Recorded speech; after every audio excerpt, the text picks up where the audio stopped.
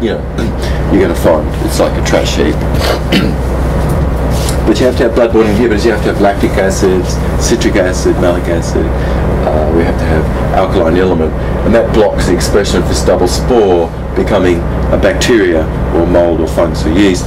And all of our cells are made up out of these, and they can easily assemble themselves into a bacteria. This is not inoculated from outside your body at all. This is a brand new insight into biology, which we're talking about today. Okay. Is this making sense to you? Yes? Okay, let's go. We only have a little bit of time to be with each other. Inside your intestinal lumen, we have what's called cannulas, which only frugivores have cannulas. So our digestive tract has these cannulas. But we also have little villi, microvilli here, which are finger-like projections, which assist with water-soluble nutrient things.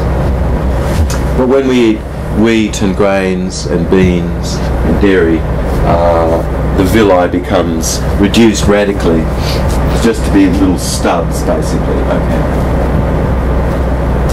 So we have an enormous surface exchange, and it slowly reduces to this.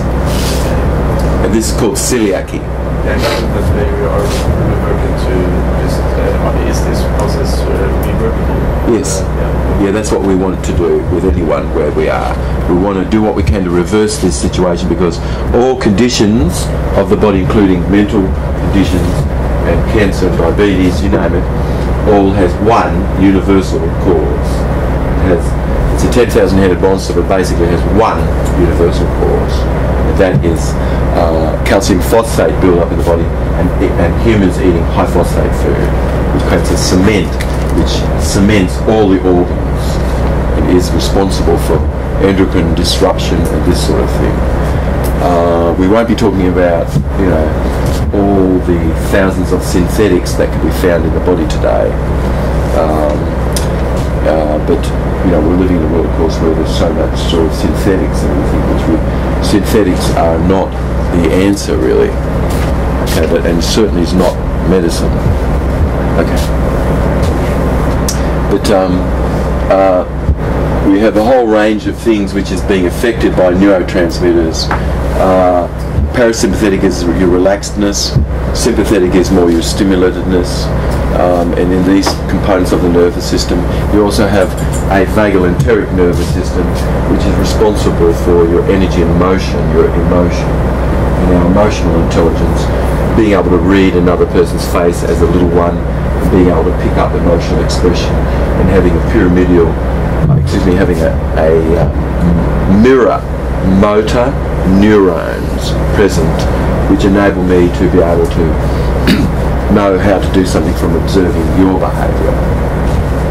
Whereas some persons are not able quite to have this intact, because strange undigestible proteins get up into the brain and excite brain cells to death, basically.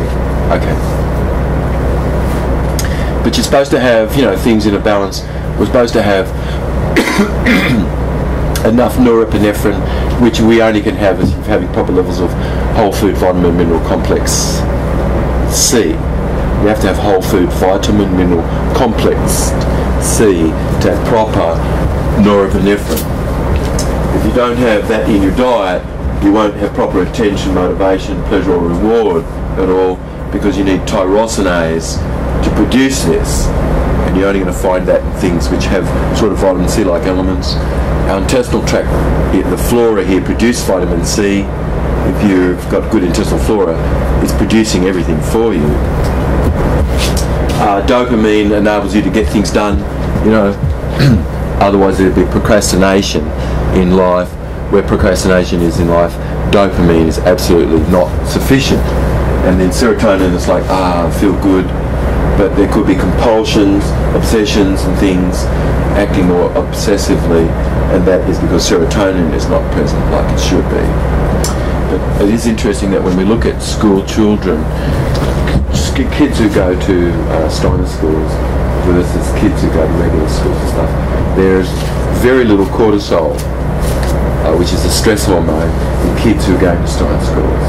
But most all these other schools, the stress level of stress substances which can be measured in saliva is quite radical for kids. We generally are not able to learn as rapidly under stress. Then when stress became state specific with memory retrieval, this is very problematic. Then you have don't, won't, can't, should, must, try, but words coming out a lot in the language. Okay. But you see that unless serotonin is functioning, all these areas of the brain are not connected. So there's all varying degrees of cognitive challenge which synthetics cannot correct, and should not be called medicine. They should be called drugs and synthetics. Medicine should be reserved more for a word to describe a process which is applied, which stimulates your whole self to help your body heal. But when serotonin is not present, none of these areas of the brain really work. Okay. You've got a septal region of the brain here, which is involved in orgasm. It's also involved in connecting the frontal cortex, which is involved in thinking and planning and sequencing things with how you feel about it. And only you can have access to this area of your brain through pleasure and interest. So without pleasure and interest, there is no frontal cortex activity. Okay. The amygdala, also go back to this, the amygdala here, which is a tissue which just, if we follow the neocortex round and come up underneath the brainstem, and that cortical tissue which comes around and fits closest to the brainstem is called the amygdala. When the amygdala is firing, it neurologically inhibits the septal region of the brain. So you can't feel pleasure and feel pain at the same time. You can't feel pain and aversion and feel pleasurable. These two things, centers neurologically inhibit each other. So as you feel interest in things you're doing, you're able to get into the frontal cortex. Studies show now, long term, where schools, which are more like what the Steiner schools are, produce adults who have an enormous creative capacity compared to the regular classroom variety. But your regular classroom variety person has been sheepalized a lot. And I feel like personally we should be clearing away that situation. We should be creating a lot more situation where you can be creative in your life and the things which you're really good at can flourish. Okay. Okay. Okay. Okay. Without these neurotransmitters made down here in the brain of the gut, you're not going to have neurotransmitters upstairs or anywhere, and that's quite a serious situation, which can be corrected. Okay. Most people do have a bile occlusion, and that bile occlusion inhibits the pancreatic function as well, and then the bicarbonates, which are supposed to be released into the intestine, are not present, and mold overgrows in the intestinal tract and produces mycotoxin, and that mycotoxin is very serious sort of vasoconstrictor.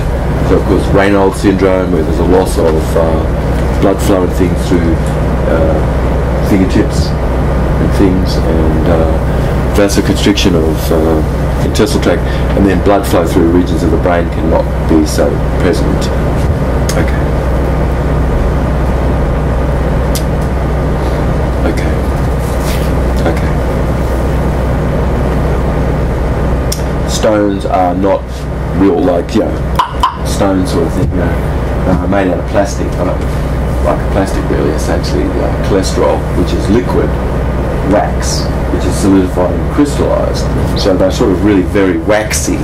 So when you look at them through ultrasound, which some physicians in Germany decided they would look at ultrasound, but they're thinking in terms that I'm going to find a stone like I find on the pavement, which sometimes you can, but most stones are not like that. These stones are all made out of a wax-like material, which this is called Billy Verdon.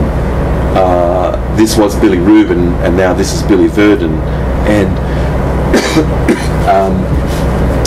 all these stones have been analysed in path labs and stuff, and they definitely are bile stones. Okay. Okay. Okay. Okay. Yes. Okay. Better that I would allow a little bit of time for us to have a few questions, which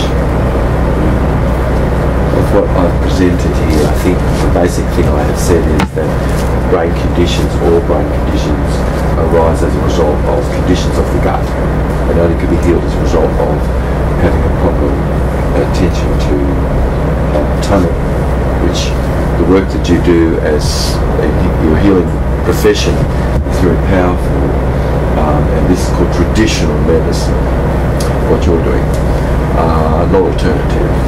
This is not an alternative. This is traditional medicine. Medicine which has been practiced with synthetics and drugs and chemicals is just druggists. It's not medicine. But this, where you're focused on the whole person, and I think everybody's probably aware that someone's psychology and their emotion can affect how the intestinal tract empties itself. Everything is connected.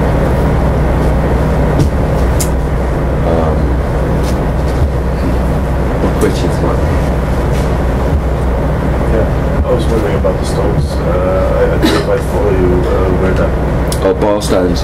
Bile stones cause the liver to not function, cause bicarbonates not to be released in the intestinal tract, and cause mold, fungus and yeast to overgrow here. Okay. And then that you have a whole range of problems, serious. So you have to get rid of the bile stones. You can't. This is called upstream cleaning. You can't go down to the bottom of the stream and clean down there and think things are going to work. It won't. And this is an actual process that you were able to do? Yes, you have to do a non-surgical, non-druggist approach to dislodging that debris. Yeah, that's what I've been doing for 40 years. People with all sorts of conditions and having great success with it. How long is this tomorrow's? 1 hour. We can push it to 2. We'll see. 5 minutes. If you keep up with us, then we need a little more time. What to eat? Well, that's such a great question. I recommend to be kind. Well, maybe the first time, maybe not. Some of us are aware already. But I recommend to be kind and gentle and allowing. You know, be kind. Don't be principled about how you do something. Be allowing. But we could know what is better for us, and I would be learning about what LifeFood is. LifeFood is LifeFood.